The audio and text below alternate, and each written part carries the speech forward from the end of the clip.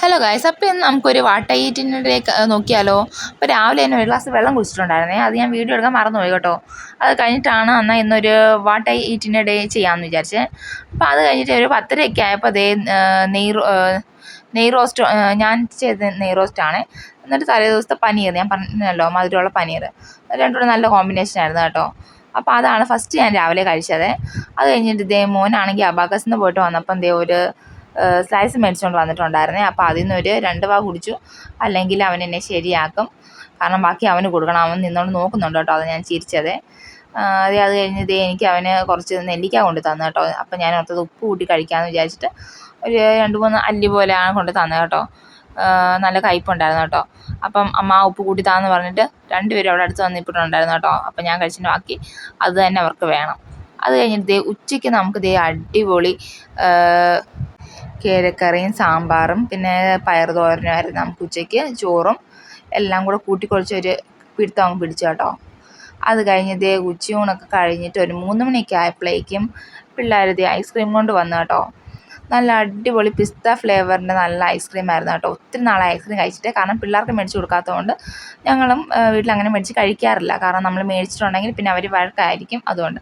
അപ്പോൾ കുറേ നാൾ കൂടി ഇരുന്നിട്ട് ഐസ്ക്രീം വേണം എന്ന് പറഞ്ഞിട്ട് അങ്ങനെ അപ്പം കൊണ്ട് കൊടുത്തതാണ് ഐസ്ക്രീം. അപ്പോൾ അങ്ങനെ ഞങ്ങൾക്ക് കൂടെ കുറച്ച് കിട്ടി കേട്ടോ. നല്ല അടിപൊളിയായിരുന്നു കേട്ടോ.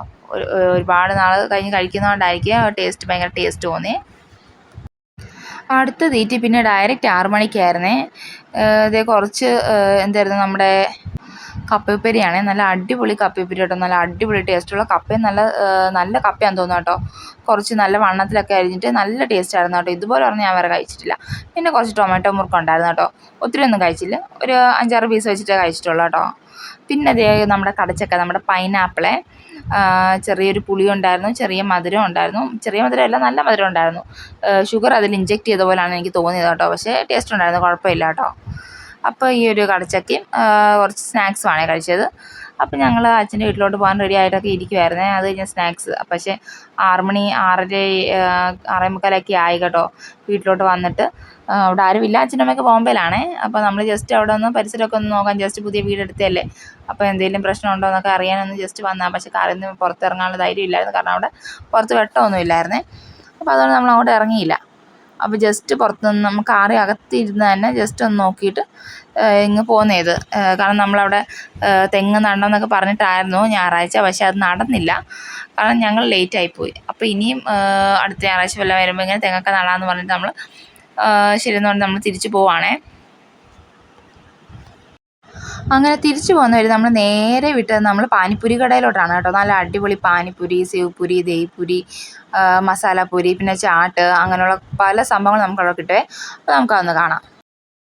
അപ്പോൾ ഇതാണ് നമ്മുടെ പാനിപ്പൂരി കട. ഇത് ഒരുപാട് നാളോട്ടേ ഈ കട ഇവിടെ ഉണ്ട് കേട്ടോ.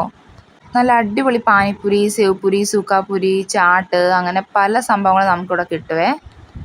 പിന്നെ ചാട്ട്, അങ്ങനെ പല സംഭവങ്ങൾ. അപ്പം ഞാൻ ഫസ്റ്റ് മേടിച്ചത് സേവ്പൂരിയാണ്. ഞാനും ഹസ്ബൻഡും ഒരു പ്ലേറ്റ് സേവ്പൂരി കഴിച്ചു കേട്ടോ.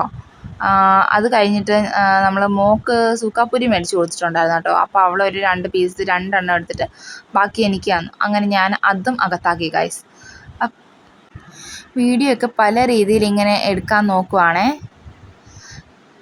പക്ഷേ ഇരുട്ട് ലൈറ്റ് സെറ്റിംഗ് ഒക്കെ ആയി കഴിഞ്ഞപ്പോഴേക്കും ഇതാണ് നമ്മുടെ സേവ്പൂരി കഴിക്കുന്ന വീഡിയോ ആണിത്. നല്ല ചൂടും. ഞാൻ എപ്പോൾ മേടിച്ചാലും എരിവുള്ളത് മാത്രമാണ് മേടിക്കുന്നത്. അതുകൊണ്ട് പണ്ടാരം അടങ്ങാനായിട്ട് ഭയങ്കര എരിവായിരുന്നു, ഓവർ എരിവായിരുന്നേ. പുതിയൊരാളൂടായിരുന്നു. കട പഴയത് തന്നെയാണ്, പക്ഷേ അവിടെ ഇങ്ങനെ അവർ നാട്ടിൽ പോകുമ്പം പുതിയ ആൾ വന്ന് നിൽക്കും, അങ്ങനെയൊക്കെ ഉണ്ട് കേട്ടോ. അതിൻ്റെ മടയ്ക്ക് ഇത് ഒഴിച്ചേക്കുന്ന കാണുമ്പോൾ തന്നെ അറിയാമല്ലേ, ഭയങ്കര എരിവ്. അതിനിടയ്ക്ക് അമ്മ എൻ്റെയും കൂടെ വീഡിയോ എടുക്കുമെന്ന് പറഞ്ഞിട്ട് അവളും കൂടെ വന്നു കേട്ടോ. അത് കഴിഞ്ഞിട്ട് അവൾ ഇടയ്ക്ക് കൈ കൊണ്ടൊക്കെ വരുന്നുണ്ട് കേട്ടോ. അപ്പോൾ ഹസ്ബൻഡിനെ കൊണ്ട് ഞാൻ വീഡിയോ എടുപ്പിക്കുവാണേ. എന്തായാലും ഒരു വാട്ട ഈറ്റിൻ്റെ അല്ലേ. ഇത് മോള് തന്ന സുക്കാപ്പൂരിയാണ്. അത് നല്ല അടിപൊളിയായിരുന്നു കേട്ടോ. ഞാൻ സത്യം പറഞ്ഞാൽ ഇതിന് അഡിക്റ്റഡ് ആയിട്ടുള്ള ഒരാളാണ് കേട്ടോ. അപ്പോൾ നമ്മുടെ തീറ്റി വ്ളോഗ് ഇത്രയേ ഉള്ളൂ. പിന്നെ ഞാനൊന്നും കഴിച്ചില്ല കേട്ടോ രാത്രിയിൽ. അപ്പോൾ വീഡിയോ ഇഷ്ടപ്പെട്ടെങ്കിൽ ലൈക്കും കമൻറ്റും ഷെയറും അതുപോലെ തന്നെ മറക്കാതെ സബ്സ്ക്രൈബും ചെയ്യണേ.